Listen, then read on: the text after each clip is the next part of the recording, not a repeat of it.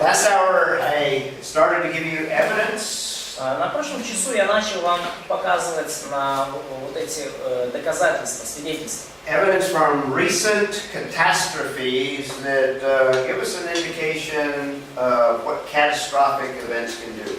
Свидетельства, которые мы получили в результате недавних катастроф, и эти свидетельства показывают, что может случиться во время такой серьезной катастрофы. The evidence from Mount St. Helens is very spectacular because everyone in my country is aware of what happened.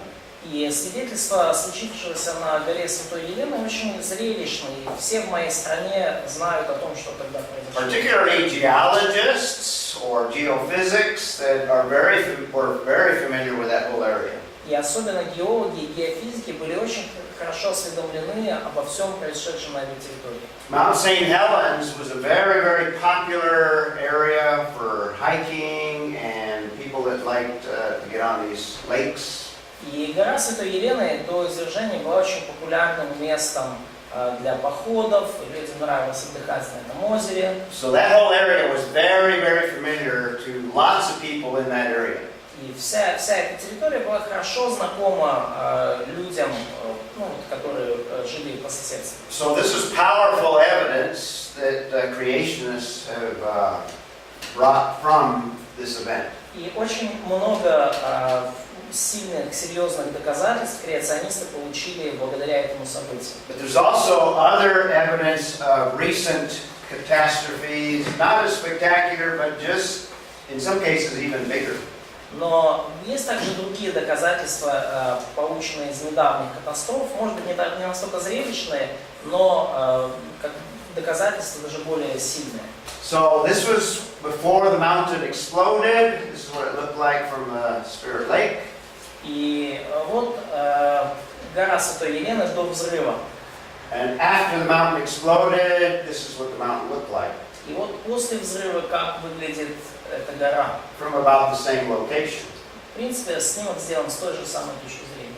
This is the crater that was left of about 1.6 kilometers across. Вот это кратер, который остался после взрыва, он где-то 1 километр 600 метров в длину. This is the new high point of elevation of the mountain. Вот новая высота горы. So we have 2788. So much of the mountain is gone. И мы видим, что значительная часть горы, она ушла. То есть ее была унесена взрывом.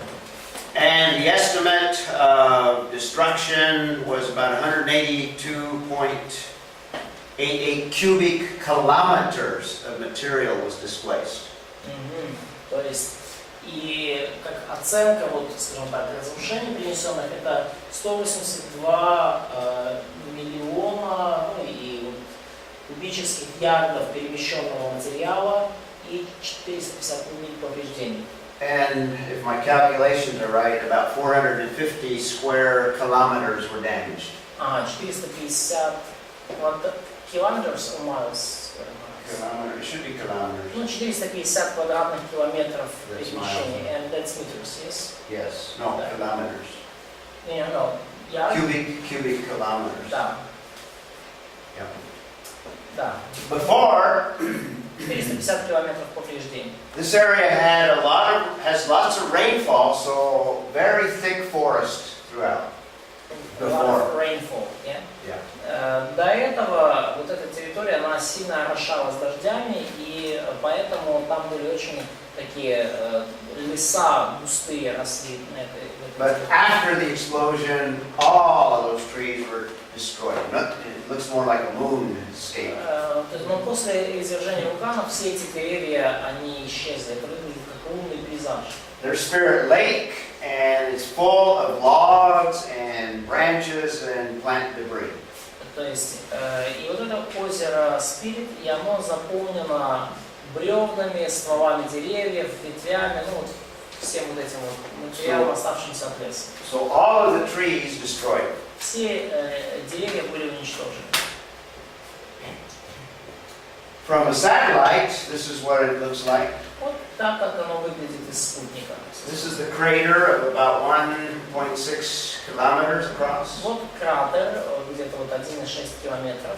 And the destruction about 16 kilometers. Ну и зона разрушения порядка 16 километров. There's a spirit lake again. Озеро Спирит снова.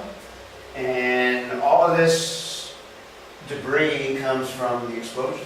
И вот весь этот, вся вот эта вот лава, все вот это вот вышло после, все это разрушение произошло в результате извержения. And if you remember, the mountain in May would be covered with snow and ice. И вы помните, что вот с того снимка горы в мае она была покрыта такой снеговой шапкой. After the explosion, all of that would be melted and would be all over the area. И после извержения вулкана вся вот эта снеговые верхушки, они растаяли и были по всей этой территории, вот так распространены. This is a sketch of the same area of the photograph. See the photograph? Видите фотографию со спутника, и там ниже набросок. Here's the crater. Here's the crater. Вот кратер. And it charts basically the destruction. И показывается в основном вот эта сфера разрушений. This pyroclastic flow comes right out of the crater. Pyroclastic. It's mud, debris, snow, lava. То есть вот это вот пирокластический слой, то есть это лава, грязь, снег, это то, что вышло напрямую из горы при извержении. And the orange is mud flow. This is mud flow. Mud. That's from the melting snow and ice. И вот эти вот как потоки грязи, которые смещились из-за после того, как растаял снег, вот эти снеговые верхушки горы. And the yellow would be all of the trees wiped out. All the trees in that area. Да, а желтое это вот настолько были вот все вот остатки деревьев от леса распространены. And then more debris from avalanches would be this area. И больше даже осколков вот этого взрыва, остатков взрывов, они вот на той территории. Now I'm going to show you some photographs of this area in here. It's called the North Fork Toutle River. И я вам покажу некоторые вот больше фотографий вот из этой зоны. Это река North Fork. Because several things happened there that are similar to what you can observe at the Grand Canyon. Потому что очень некоторые интересные здесь вещи случились, похожие на то, что мы видим у Великого каньона. This is just to give you a feel, and I got other photographs, but this gives you a feel of other events that took place in the past. И это вам просто покажет, даст вам примерное представление о других событиях, которые произошли в прошлом. Remember, what was the size of Mount St. Helens crater? Вы помните, да, размер кратера на горе Святой Елены? What did I say? 1,6. Yeah, 1.6 kilometers. Here's one close to Albuquerque. This is New Mexico. A crater. Да, это вот один кратер, который ближе к Альбукерку, это вот в штате Нью-Мексико. It's called the Valle Caldera. Называется, кальдера Валлес. Big volcano. Большой очень вулкан. Crater of 22 kilometers across. Там кратер 22 километра. That also exploded Который тоже рванул. in prehistory. Рванул еще в доисторические времена. Even Yellowstone National Park, there's a crater. И в 48 kilometers. национальном парке Йеллоустоун там тоже кратер вулкана 48 километров. So much smaller than Mount St. Helens. Much bigger. Or bigger, rather. Да, то есть намного больше этих кратеров, чем кратер на горе Святой Елены. And this is just a chart that shows the air debris from different events. И вот эта таблица показывает размер распространения обломков после каждого вот из этих взрывов. This just gives you a comparison, but the slide is cut off. But Mount St. Helens is just a little tiny box. Но In здесь comparison. слайд немножко обрезался, но вот гора Святой Елены здесь буквально совсем маленький квадратик. Именно вот территория распространения обломков. Much smaller. Намного она меньше там была, чем в более крупных извержениях. So this is the formation that occurred very rapidly as a result of the explosion. То есть вот это образование, которое появились очень быстро в результате извержения. Lots of erosion. Remember the flood model? You have waters eroding, ripping up large quantities of material. Да, то есть эрозия поверхности. То есть вы видели при потопе, мы говорили о том, что потоки воды просто сметали с лица земли большое количество материала. So you have a lot of erosion from the material that came down off the mountain. Мы видим, что также вот в результате извержения произошла эрозия, то есть много материала с горы сошло вниз. You have sedimentation. И есть также седиментация. Remember what that is? Помните, что это такое? That's the layers, laying down of layers. То есть это когда материал укладывается в слои. Okay? And what geologists call stratification. И также, что увидели геологи, стратификация. What that is that's the compressing of these layers so that now you have rock. И что такое стратификация? Это давление между слоями, которое образует горную породу. Short period of time, not millions of years. За короткое время, не за миллионы лет. And also, well, here's an example. Вот это пример. This is in that area, that North Toutle area. Вот это вот как раз вот на территории вот реки Северной North Turtle, и это как раз территория рядом с горой Святой Елены. On the day of the explosion, May 18th, Вот в день извержения. this layer was the material that was thrown up into the air and came back down and formed a layer. Вот этот материал, это вот все то, что было выброшено из горы. So it's original. It's original. No. This is the original ground is down below. Да. То есть вот весь этот материал, вот весь, да, все, что есть на фотографии, это то, что было выброшено из горы и потом осело в виде слоев. From this material here. Да. То есть вот весь этот материал. And from other activity, this is То есть вот, June, just a couple of months. то есть вот это было сразу же после извержения, а это от других последующих событий Можно? в том же То месте. есть вот это не внутри кратера, это то, что наслоилось из горы? So is it inside of crater? No.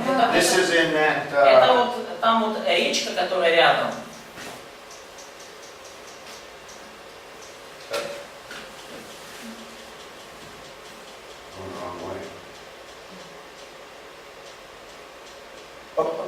Вот здесь. Yeah. In an area like here. То есть вот эти территории, которые это территории, где вот эти наслоения обломков большие. Вот. Okay. И вот сейчас мы показываем фотографию с этой территории. И вот это то, что было прямо вот в тот же день сформировалось, да, то есть выброшено из горы материал. А это вот 18 мая, а это появилось месяцем позже в течение там, последующих событий. Yeah, and not even a month later, we have about 8 meters. И то есть, условно говоря, даже меньше, чем через месяц, уже 12 июня, то есть через 3 недели у нас вот этот слой, больше, почти 8 метров. Another eruption. Еще один взрыв, еще одно извержение. And in 5 hours, it laid down this layer. За 5 часов появился вот этот слой. And in this layer, you find little layers. И в этом слое вы уже видите маленькие такие слойчики. And in some cases, little tiny layers. И в некоторых случаях такие очень тонкие. The point being, it didn't take millions of years to form these layers. Идея в том, что не нужно было миллионы лет, чтобы эти слои сформировались. And then, about 2 years later, as a result of more activity, we have this top layer. И потом, в течение последующих 2 лет, в результате там других активностей вулканических, появился еще один слой наверху. This is rock right now. This stratification rock. То есть это уже скала на сегодняшний день, то есть уже спрессовались в камень эти слои. Как так может быть, что как это так может происходить? Так быстро и такой камень становится? So how it could happen that during the so short amount of time this kind of segments of this mud became stone? The pressure. Давление. То есть стратификация — это давление слоя снизу, давление слоя сверху, и под этим давлением все, что между, превращается, окаменевает. So we have stratification. We also have log depositing in Spirit Lake. И также мы видим отложение бревен в озере Спирит. And there's been some research. I haven't heard the results. Possibly coal had been formed. И есть также исследования, правда нет у меня еще точных результатов, что возможно вот там образовался уже какой-то уголь. As a result of the burial of plant materials. Как результат отложения растительного материала. Now in Spirit Lake, because of all of the movement of material. И в озере Спирит вот из-за всего этого передвижения материала. This phenomenon actually is observed. Вот они наблюдали вот такой феномен. You have layers of rock. Есть слои камня. And you have logs that at one time were floating. И есть бревна, которые, скажем, какое-то время плавали. But they get soaked with water. Но пропитались водой. And because more water is soaked up at the lower part. И поскольку больше воды, естественно, напитывается в нижней части дерева, там где корни. These logs stand up. То эти in the water. Бревна из, скажем, горизонтального положения заняли вертикальное положение в воде. And they settle down into some of the material. И, так сказать, плавно вошли вот в этот материал. And because of later eruptions, we have layers laid on some of the trees. И из-за более поздних извержений мы видим, что новый материал, он появился вот там, где эти новые слои материала появились. It shows how polystrate fossils can be formed. И это показывает нам, каким образом могут появиться такие полистратные ископаемые. This is observed in Spirit Lake. Вот это мы видим в озере Рэй. Which is interesting. Это интересно. And there's other things that we could comment there. И есть также другие выводы, которые мы можем сделать. Another interesting thing is the layers were laid down first. И интересно еще одна вещь, то, что сначала вот сформировались вот эти слои. And later on, a canyon was formed in that same area. И чуть позже в этой же территории появился каньон. Here is a photograph of that canyon. Remember the North Toutle River? Вот эта фотография этого каньона, помните, да, речка Северный Тютер. This is after the initial eruptions. Вот это после первоначального извержения. So this whole valley is now filled with material, with layers of rock. Вся эта долина сейчас заполнена материалом, слои камня и породы. This is the surface. Вот это поверхность. But in some places it's 50 meters deep of material. Но иногда эта поверхность 50 meters. Or average. The average depth is 50 meters. Средняя толщина материала порядка 50 метров. And the maximum depth is 200 meters. И максимальная толщина материала 200 метров. So what you have here is a kind of a valley like that. То, что мы здесь видим, это своего рода долина. And you have an average of 50 meters. Которая в среднем где-то метров 50 высотой. Okay. This was produced by the initial eruptions. То есть вот эта долина сформировалась после первоначального извержения. And then 2 years later, water from Spirit Lake was shaken loose. И as a result of volcanic and what's the other word? Earthquake action. И 2 года спустя вода из озера Спирит, она образовала пустоты определенные в результате вулканической активности, землетрясений. This is the photograph with this valley filled up with То есть material. вот эта фотография, когда вот эта долина заполнена материалом. This is a photograph after the canyon was carved out. А вот эта фотография уже после того, как каньон, этот, вода из озера Лейк вымыла. То есть This is the top. In other words, this is an area like here. вот это вот вершина той долины, это вот та территория. And now we have a canyon that's carved out. И теперь у нас каньон был вот этой водой, как выдолблен, вымыт With a в stream. породе. Здесь вот поток горный. Now, if you walked over there and didn't know about Mount St. Helens, И если бы вы сюда приехали и не зная об извержении на горе Святой Елены, you would think that all of these layers that are laid down вы бы подумали, что все эти слои, они были уложены. just by looking at them, maybe millions of years. Вы бы подумали, наверное, они появились в течение миллионов лет. But everybody knows that those layers were laid down by the explosion of the volcano. Но все знают, что эти слои появились в результате извержения вулкана. That photograph that I showed you of the layers was taken on a side like this. Вот эти вот та фотография, которую я вам показал со слоями, она вот была сделана как раз вот на вот этой стороне, вот, подобная. But notice, almost 2 years later, Но обратите внимание, почти 2 года спустя the explosion was in 1980. извержение было 17 мая 1980 года. And 2 years later, the water that from Spirit Lake carved this out.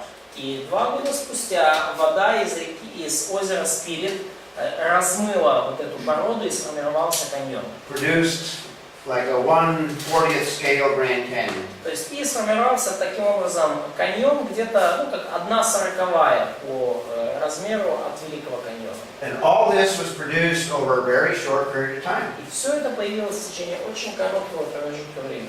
As a result of different actions related to the initial explosion. Как результат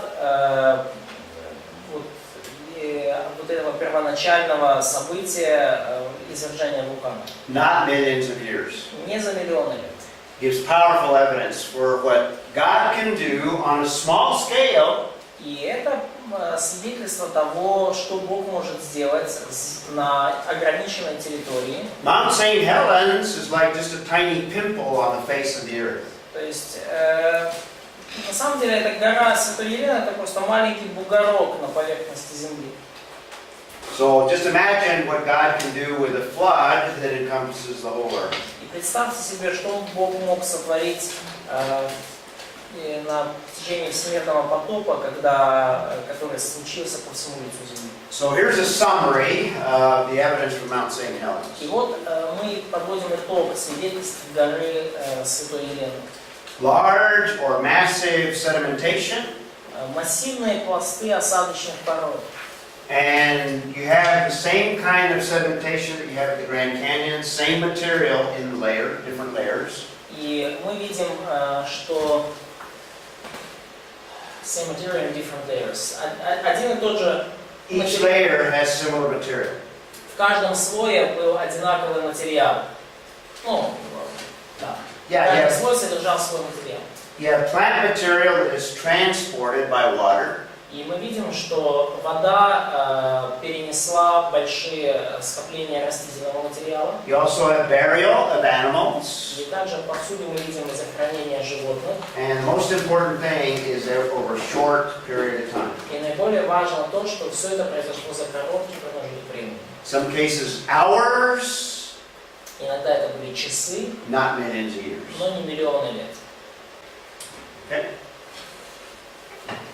So that's your evidence for scientific evidence for Genesis flood. И вот это вот научное, таким образом, наше свидетельство потопа всемирного. Another thing that we want to talk about related to the flood И is другая this. вещь, о которой мы хотим поговорить в связи с потопом, And I'm going to go through some of this quickly. We want to look at chapter 9 мы хотим посмотреть на 9 главу книги Бытия. in the book of Genesis. God enters into a covenant. И когда Бог заключает с Ноем завет. So let's take a look at the Noahic covenant real quickly. И давайте рассмотрим Ноев завет. First question we need to ask is, why does God enter into covenants? Первый вопрос, который нам нужно задать, это зачем вообще Бог вступает в заветы, зачем Он их вводит? And once you understand what covenants are all about, Я хочу, чтобы вы поняли вообще, что такое завет и зачем он нужен. you realize that God does not need to enter into a covenant. Вы понимаете, что Богу нет нужды вступать ни с кем в завет. God doesn't even need to reveal His will if He doesn't choose to. А Бог не обязан никому открывать свою волю, если Он решил этого не делать. You and I have enough revelation about His character that we can just trust who God is. И я и вы, мы имеем достаточно откровения о Его характере, чтобы просто доверять Богу, зная о том, кто Он есть. God is faithful, so we can just trust that God will do what God knows is best. Бог верен, и потому мы можем просто довериться Ему в том, что Он сделает то, что является наилучшим. What God has revealed in His Word is sufficient. That's all we need. То, что открыл Бог в Своем Слове, этого достаточно. Это все, что нам нужно. God doesn't need to enter into covenant. И Богу не нужно вступать в завет. So He doesn't need to make covenants, so why does He do it? Ему не нужно заключать ни с кем завет. И вопрос тогда, зачем Ему это делать? Covenants in the Bible, I think, are very, very important for one particular reason. И я думаю, что заветы в Библии очень важны по одной конкретной причине. They have a unique significance in world history. Они обладают уникальным значением в мировой истории. Now, when you think of a covenant, think of a contract. Когда вы думаете о завете, думайте о контракте. And I'll talk some more about that in a moment. И я поговорю об этом немножко позже, через минуту. But these covenants that we have in the Bible are unique amongst all the peoples of the world. Но эти заветы, заключенные Богом и описанные в Библии, они уникальны для любого, они уникальны среди всех народов. Probably the most famous archaeologist is William F. Albright. Наверное, самый известный археолог Уильям Олбрайт. He says the following about covenants and the God of the Bible. Следующее о заветах и о Боге Библии. Только евреи, насколько нам известно, заключали заветы с их богами или Богом. So only the Hebrews, or only the Jewish people, Albright is saying, только евреи, как Уильям Олбрайт говорит, yeah. Only the Jewish people made covenants with their God. Только евреи заключали заветы со своим Богом. Now he has it a little bit backwards. И он немножко кое-что сказал перед этим. But what I'm emphasizing here is one of the most famous archaeologists sees the uniqueness of these covenants. Но что я хочу здесь подчеркнуть, что даже самый известный археолог в мире, он подчеркивает уникальность заветов. It's not the Hebrews or it's not the Jewish people that enter into covenant with their God. It's not the Hebrews. It's not the Jews that enter into covenant. It's God that enters into covenant. Да, но идея именно в том, что не евреи входили в завет с Богом, а сам Бог вступал с ними в завет. So Albright gets it a little bit backwards, but the observation is То есть Олбрайт немножко не до конца понял происшедшее, но само наблюдение он сделал в уникальности событий. the emphasis is on the uniqueness of covenants and God's people. Акцент именно в том, что такие заветы были совершенно уникальны. I like to illustrate covenants like any contract that we would enter in our culture today. Я хочу продемонстрировать вам завет, сравнив его с любым другим договором или контрактом, который мы заключаем сегодня, в наши дни. In my culture, I'm not sure exactly how it works here, but when people buy a house, В нашей культуре, я не знаю, так ли это у вас, но, например, когда люди покупают дом, they enter into a contract with a bank. они заключают договор с банком. It's called a mortgage. Это называется суда. Do you do that here? When you buy an apartment? Or, Ипотека, да? Ну, yeah, something like that. ипотека. Or with someone else? Yeah. Ну, с банком или с кем-то еще. Well, illustrate. A mortgage is a contract. И суда это контракт. Every contract has parties to the contract. У любого контракта есть участники. Это And in the case of a mortgage, in my country, probably here, you and the bank enter into a contract. и в случае вот с судой или ипотекой, ну, то есть очевидно, что вы и банк вступаете вот в такой контракт. So this contract only pertains to you and that particular bank. То есть этот контракт связывает конкретно вас вот с этим банком. Every contract has stipulations or the things that the parties are to do related to the contract. И у каждого контракта есть условия, то есть что участники контракта должны, обязаны друг другу, что они должны делать. So it's a legal document that spells out what is involved in the То contract. есть это юридический документ, где перечисляется все, что входит в условия контракта. So in the language of the contract, you'll have the amount that the bank is loaning you. И касательно языка контракта указывается размер суды, которую банк вам выделяет, You have things like the interest rate, или судный процент, ну то есть процент, процент за пользование кредитом. the amount that you will pay back each month, Размер ежемесячных взносов, any fees or any other stipulations. ну, любые разные штрафы и любые другие условия. And what the bank can do legally if you fail to pay your money. И что также что банк может законно сделать, если вы не будете выплачивать деньги. And most mortgages have a term or the length of the contract. И у большинства суд есть какой-то термин, срок контракта. Sometimes it's 15 years or 30 years. Иногда это 15 лет, иногда 30. And then at the bottom of the contract, the parties sign the contract. И в конце контракта стороны расписываются. You will sign on one line and the bank signs on the other. Вы расписываетесь на одной строчке, банковский служащий на другой.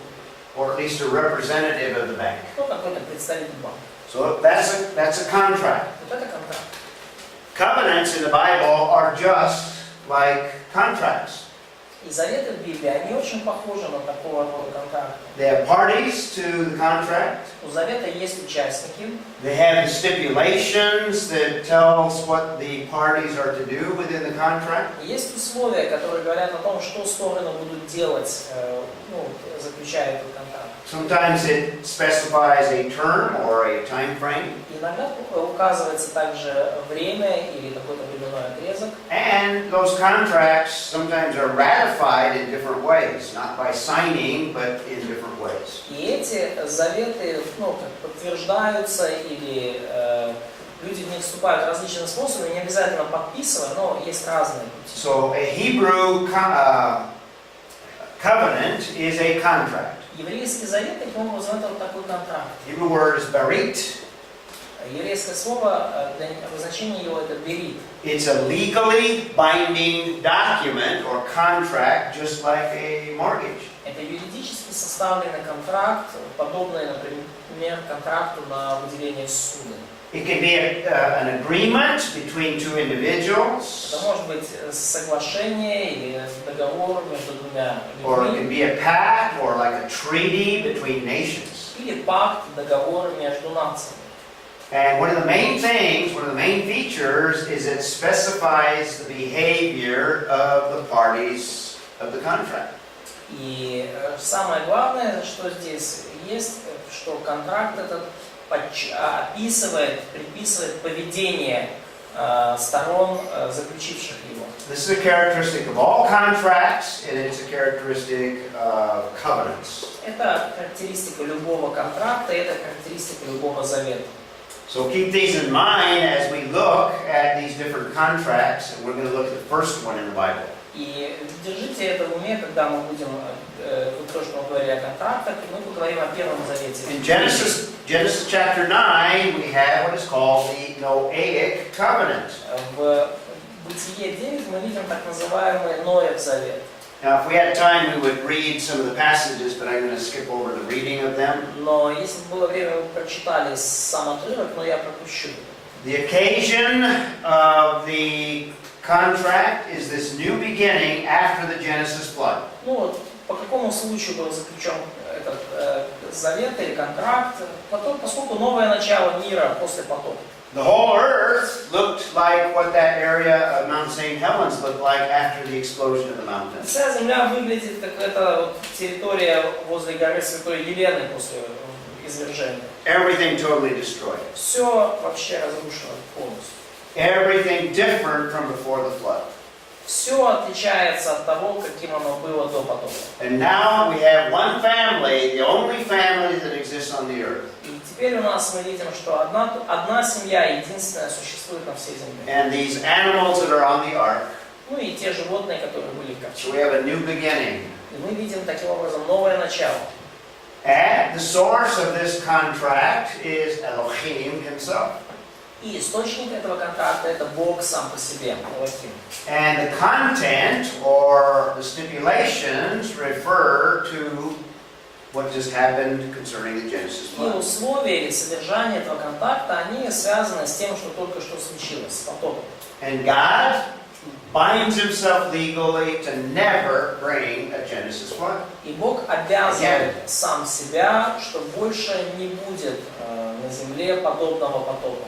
So if you can imagine Noah and his family looking out after the flood, И если вы смотрите, вы можете себе представить, ну, если вы себе представите Ноя и его семью, которые осматриваются на все, что случилось после потопа, they would be impressed with the destruction and the judgment of God. то, конечно, они крайне впечатлены тем разрушением, которое принес Бог, и тем судом, который он совершил. They would be extremely fearful. То, и, конечно же, они в крайней степени испуганы. So the design or the purpose of the flood is to give assurance to this first family. И назначение, и замысел этого завета, контракта в том, чтобы вдохнуть уверенность, уверенность в эту семью. The effects of the Genesis flood dealt with all of the creation, at least on earth. И влияние этого завета Ноева, оно на все творение, которое есть на земле. So God's going to give assurance, but He's also going to sign that covenant. То есть Бог придает уверенность Ноеву и его семье, но также Он каким-то образом подписывает этот контракт. They will be able to see God's signature, if you will. То есть и они будут способны увидеть подпись Божью. It's like on the mortgage of a bank mortgage. Это как вот на договоре о заключении суда с банком. The assurance of the bank official that he's going to obey the legal stipulations of the covenant. То есть вот это подтверждение и уверенность, подтверждение со стороны банковского служащего, что банк исполнит заключенный контракт.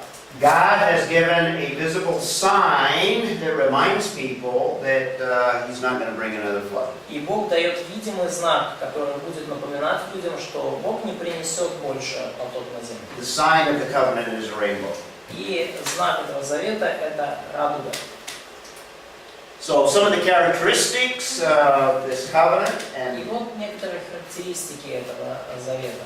is it's decreed by God. God is the one that initiates it. It's Во-первых, decreed. завет установлен Богом. Именно Бог его был инициатором этого завета. And if you look at the covenant, the parties of the covenant, Когда вы смотрите на этот завет и на его участников, the main party is God Himself. основной участник – это Бог сам. Now He enters into the covenant with Noah and his family and his descendants. Бог заключает завет с Ноем, его семьей и его потомками. But it also extends to the earth, if you look carefully at the details. Но если вы внимательно наблюдаете детали, то завет распространяется на всю землю, на все, что есть на земле. But in the stipulations, there are no stipulations for man. Да? Но в плане условий от человека вообще никаких условий не требуется. The stipulations all pertain to what God promises that He will do. Условия говорят лишь о том, что Бог пообещал сделать. So that makes that covenant unconditional. И потому этот завет мы можем назвать безусловным. What we mean is that no matter what man does, God is going to keep the Noahic covenant. Иными словами, что бы ни делали люди, Бог будет сохранять вот этот завет, заключенный с Ноем. So it's only God who will perform. То есть Бог единственный, кто исполнит и осуществит этот завет. And we also note that it's universal. In fact, it's going to deal with all of the creation. И также мы отметили, что этот завет универсальный, всемирный, и он относится ко всему творению. Just as the flood dealt with all of the creation, so also the Noahic covenant. И подобным образом, как потоп пришел на всю землю и был всемирным, точно так же и завет. Fourthly, we could say that it is centered in grace. И также четвертое, что можно сказать, что завет этот основан на благодати. God does not have to enter into covenant. Богу не нужно было вступать ни в какие заветы. He doesn't even need to promise anything. Ему даже не нужно было обещать ничего. But in order to give assurance to Noah and the family, God graciously not only promises but enters into covenant. Но для того, чтобы вдохнуть уверенность в Ноя и его семью, Бог по своей благодати не просто обещает что-то, но еще и вступает в завет. Another very important characteristic is that it's physical, deals with the physical realm. И еще одна очень важная характеристика — это то, что завет связан с физической, материальной реальностью. I think what God is doing in the Noahic covenant is establishing a stable universe or a stable environment. То есть, что Бог делает, как мне кажется, вот при этом установлении завета, Он устанавливает стабильность во Вселенной, стабильное окружение. In other words, in order to prevent a flood from occurring again, a Mabul, a Genesis flood, И иными словами, для того, чтобы предотвратить в будущем такое подобное событие, Мабул, Великий потоп, God must control all of the actions of all of the creation. Богу теперь нужно уже контролировать все действия всего сотворения. For example, he has to control all of the heavenly bodies, for example, the rotation of the moon. Ну, иными словами, Бог контролирует все движения небесных тел, все, например, вращение Луны. Or actually the orbit of the moon around the earth. Ну и даже орбиту Луны, как ее вращение по отношению к Because Земле. if the moon were to come closer to the earth, Потому что если, например, Луна подойдет к Земле слишком близко, it would produce tides of such a size that those tides would overtake all of the continents. то, например, Луна при своем приближении она сформирует такие приливы, такие наводнения, которые смоют с лица Земли все живое. So God has to keep the orbits of planets, the moons, and all of the heavenly bodies. Поэтому Богу нужно поддерживать в текущем состоянии орбиты всех планет, Луны и всех небесных тел. In perfect balance. И ему нужно это все содержать в совершенном балансе. I would say that God even controls all of the electrons to the point that there is stability in the environment. И я бы даже сказал, что Бог поддерживает все электроны, мельчайшие частицы в том состоянии, чтобы на Земле была стабильность. So He has established constants and what we describe as laws of nature.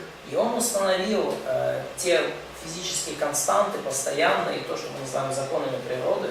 But they are from the Genesis flood and they're applicable only to a point in the future. So they applicable only to the point.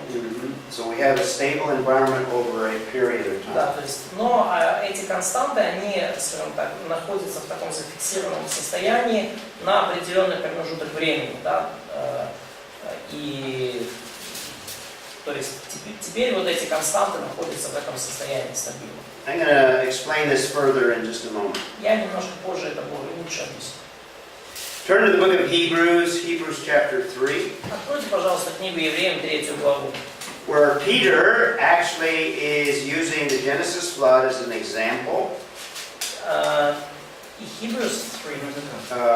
2 Peter 3. 2 Петра, 3 глава. Там Павел и апостол Петр используют потоп как пример. Did I say Hebrews? I meant 2 Peter. Да. Ну, да, 2 Петра, 3 глава. I don't want to spend too much time on this, but I want you to notice some things here. Я не хочу слишком много времени на это тратить, но хочу, чтобы вы посмотрели кое-что. Peter is dealing with mockers or skeptics in the first century. Петру приходится иметь дело с насмешниками или скептиками первого столетия. Skeptics about things related to Scripture and particularly the second coming of Christ. И скептики того времени, они насмехались над Писанием и конкретно над вторым пришествием Христа. There were some that were mocking in verse 4, where is the promise of the coming, of his coming? Были некоторые, кто говорили, что вот где обетование пришествия его? And notice they're saying, ever since the fathers fell asleep, all continues just as it always has. И говорят, что ибо с тех пор, как стали умирать отцы, от начала творения, все остается так. What's that scientific theory that they believed in the first century that people believe today? Что это за научная теория, в которую они верили в первом веке, в которую люди до сих пор верят в наши дни? What's that called? Does anybody Кто-нибудь знает, что это за теория? know? Что Бога нет? There is no God? No? Ничего не меняется. Ничего. Nothing is changing. Nothing is changing. That's called uniformitarianism. И вот эта теория, что ничего не меняется, называется униформитаризм. In other words, the things that exist today have always been the same, and they've always been the same in the past, they always will be in the future. Иными словами, то, как устроен мир сегодня, он так был устроен в прошлом, и также он будет устроен в будущем. Remember when I told you about science? Помните, что я говорил вам о науке? And I mentioned that that is one of the main assumptions of secular, unbelieving scientists. И я Uniformitarianism. говорил о том, что вот это вот одно из униформитаризма, это одно из предположений светской науки, светских ученых. Now Peter is going to refute that assumption. И апостол Петр опровергает такое предположение. And rather than reading all of the passage, he's going to refute it by basically saying things have not always been as they are today, or in the first century. Опровергая это утверждение, он говорит, что мир не был таким раньше, какой он сейчас в первом столетии. He's going to refer to radical events where everything changed. Он упоминает радикальное, очень серьезное событие, которое изменило весь мир. He's going to talk about the creation and how that creation was very good. И он говорит в 5 стихе о сотворении, о том, насколько хорошим было сотворение. Well, he's assuming that it's very good, but he's referring to the creation as a radical event. Ну, то есть он подразумевает, что сотворение было хорошим, но он говорит о нем как о таком очень радикальном, ключевом событии. In other words, the earth formed out of water, referring to Genesis 1. И иными словами, вот мы видим, что в Бытие 1.1 небеса и земля составлены из воды и водой. Now, he doesn't mention the fall specifically, but he implies it in a little word that he uses. Он не упоминает конкретно грехопадение, но подразумевает его одним словом. He refers to the world at that time, in other words, the world at the time of the flood. И он говорит о тогдашнем мире, подразумевая мир времен потопа. The world at that time, if you know Genesis 3, that's a cursed world. И если вы знаете Бытие 3, то вы понимаете, что тогдашний мир – это проклятый мир. And I mentioned that when we speak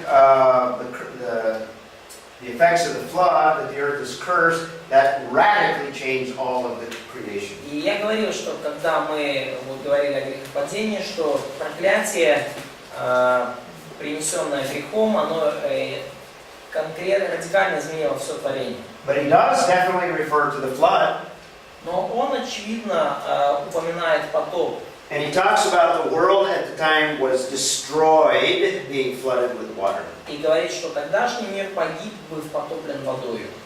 And the implication is that that was a radical event that brought radical changes. И он подразумевает тем самым, что это было радикальное событие, принесшее радикальные изменения. And what I'm saying is the Noahic covenant established a totally new environment that is different from the pre-flood world. И что я хочу сказать, что Новый Завет установил совершенно новые условия, которые отличались от мира до потопа. Peter refers to the present heavens and earth. И Петр говорит о нынешних небесах и земле.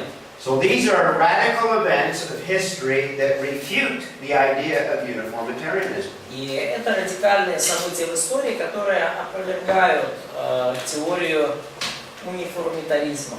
And he also refers to a new heavens and a new earth in the future that is going to radically change everything. И он также говорит о новом небе и новой земле в будущем, которые также радикально изменят все, что есть. So Peter gives a commentary on world history in terms of radical events.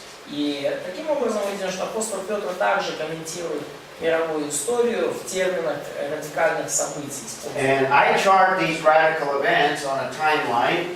И я разместил эти радикальные события на временной шкале. We have an original creation that is very good. У нас есть изначальное сотворение, которое очень хорошо. We have the fall of mankind that introduces a cursed world. Мы видим грехопадение человека, и с этого момента мир становится проклятым. Creation is now cursed, different from the original creation. Сотворение теперь проклято и отличается от изначального. The Genesis flood is a world. The world after the flood is different from before the flood. И мир после потопа, он уже другой, чем был до потопа. And what I'm saying is the Noahic covenant establishes stability from the flood to a certain event in the future. И Новый Завет таким образом устанавливает определенную стабильность со времен потопа до определенного события в будущем. Now Jesus in resurrection is called the first fruits of resurrection. Но Иисус в своем воскресении назван первенцем из мертвых. And when he returns, he's going to bring resurrection to believers. И когда он вернется, то он принесет воскресение всем верующим. That resurrection body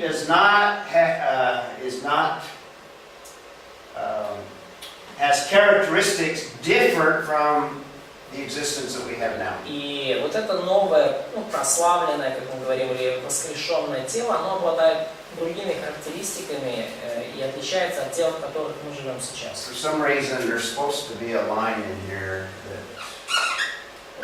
Вообще-то должна тут быть еще that the curse continues. линия, указывающая на то, что проклятие продолжается. And this is what Peter is announcing, that the second coming is going to bring a radical change. И вот что объявляет апостол Петр, что второе пришествие Христа принесет радикальные перемены. And really, miracles are just examples of how God, on a small scale, radically can change the natural realm. И это будут чудеса, то есть мы видим, как Бог в ограниченный период времени радикально меняет естественную, материальный мир. In relation to science, what I'm saying is the world has not always been the same as it is today. В отношении науки я, что хочу сказать, мир не всегда был таким, какой он сейчас есть. The world, from the original creation to the fall, was very good, radically different.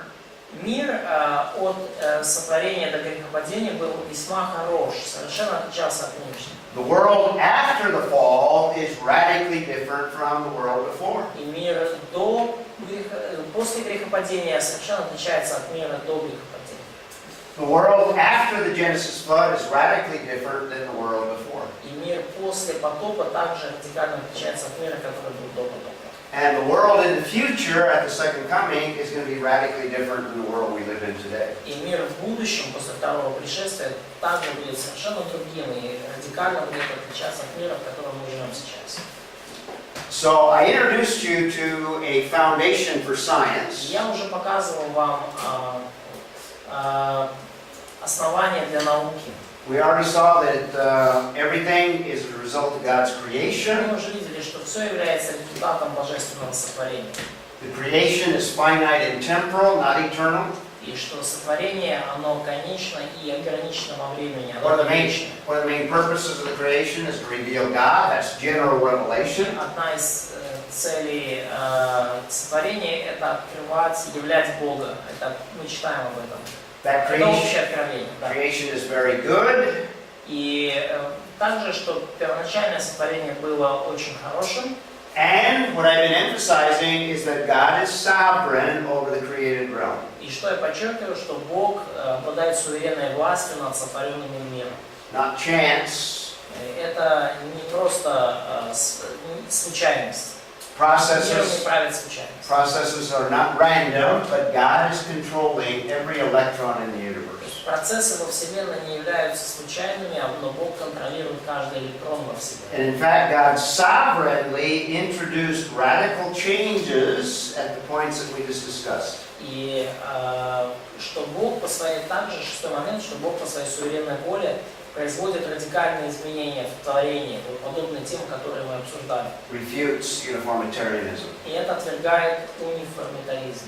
Let's take a break here, and then I'll give you some passages that speak of the stability of the age in which we live. Давайте сделаем перерыв, и я потом, когда вернемся, поговорю о неких отрывках, которые показывают стабильность мира, в котором мы сейчас живем. Мгм.